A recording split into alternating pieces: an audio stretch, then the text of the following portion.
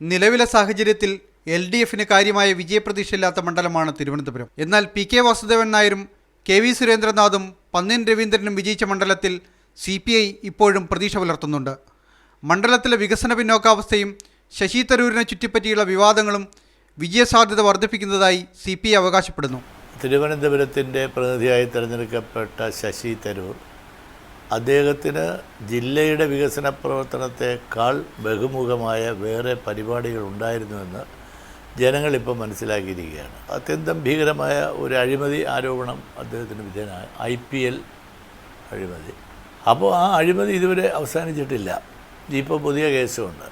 തിരുവനന്തപുരത്ത് ഇത്തവണ ശക്തമായ ത്രികോണ മത്സരത്തിന് സാധ്യതയുണ്ടെന്നാണ് വിലയിരുത്തൽ.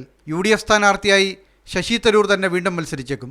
ഇതിനിടയിൽ വോട്ടർമാർക്കിടയിൽ സ്വാധീനം ചെലുത്താൻ കഴിയുന്ന സ്വതന്ത്രനെ മത്സരിപ്പിച്ചാൽ വിജയിക്കാനാകുമെന്ന് പാർട്ടി കണക്ക് കൂട്ടുന്നു. വിജയസാധ്യതയുള്ള ആളായിരിക്കും മത്സരിക്കുകയെന്ന് നേതൃത്വം ഉറപ്പിച്ചു പറയുന്നു. ഏതൊരു ജനാധിപത്യത്തിൽ പാർലമെൻറ്റ് തിരഞ്ഞെടുപ്പിന് അർഹമായ എല്ലാ യോഗ്യതയുമുള്ള ഏതൊരാളിനും മത്സരിക്കാൻ.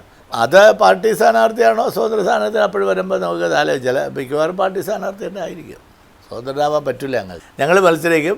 ഞങ്ങൾ ഇത്തവണ വളരെ ഈസി ആയിട്ട് തിരുവനന്തപുരം പിടിച്ചെടുക്കുകയും ചെയ്യും. ബിനോയ് വിശ്വം ഉൾപ്പെടെയുള്ള പാർട്ടി നേതാക്കളുടെ പേര് പരിഗണനയിലുണ്ടെങ്കിലും മണ്ഡലത്തിലെ സാമുദായിക സമവാക്യങ്ങൾ കൂടി പരിഗണിച്ചായിരിക്കും സ്ഥാനാർത്ഥി നിർണയം.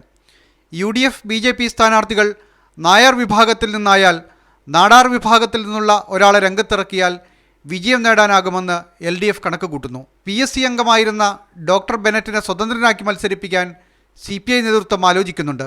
ബെനറ്റ് മത്സരിച്ചാൽ നാടാർ CSI വോട്ടുകൾക്ക് പുറമെ ഇടതു വോട്ടുകൾ കൂടി നേടിയാൽ വിജയം എളുപ്പമാകുമെന്നാണ് കണക്ക് കൂട്ടൽ.